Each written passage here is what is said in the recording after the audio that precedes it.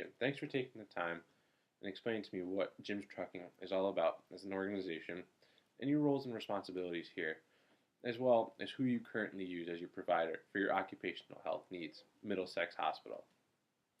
From my understanding, it seems that you guys have about two problems that seem to be consistent and that you're seeing on a daily basis from Middlesex Hospital. I just want to recap those again to see if I fully understand that. Is that okay with you? Great. The first problem you seem to be expressing discomfort in is not receiving any reports from Middlesex Hospital on a daily basis on what your employee was doing at Middlesex Hospital and why he was there. That seems to be creating some inefficiency in your organization and business, as well as making that your new hire not start on the proper date that you explained to him that he would start. Is that correct? Great. Another reason that I was picking up on was that your employees seem to be dissatisfied that they have to go to multiple locations to receive different types of treatment to get them back to work as fast as possible. They have to go to different locations for PT and receiving different types of physicals to make sure that they're completing the requirements to be employed by Jim's Trucking. Is that also correct? Jim, you're not alone. From my time on the job and when I've talked to other employers that use Middlesex Hospital, they seem to be expressing the same discomfort feeling and trust that they're not getting from their occupational health provider. Recently, we were purchased by Humana, and Humana asked us, what do we have in place to measure what an occupational health provider should be looking like when an employer walks in the door? From that, we put together a roundtable where the top employers that currently use us, and we asked them, what should you see from an occupational health provider from your standpoint, and what would make them, be a top choice for them?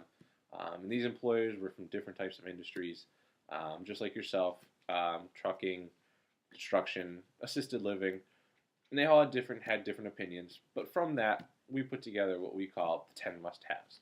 And these 10 must-haves, like I said, are what anyone should expect to receive when they walk into any occupational health provider in the country. From those 10 must-haves, what we did at Concentra is we put those into 4 different keys. Those 4 different keys broke down for us were employer engagement, patient engagement, clear communication, and quality medical outcome. Now, the 2 that seem to be a main focus for you are patient engagement and clear communication. What I'd like to do is take a look at those further. First, patient engagement. What is that? Patient engagement is when an employee walks in to our facility, they should feel welcomed, and it'll create that positive experience. You mentioned that they didn't have all the services in one location from Middlesex Hospital. We do.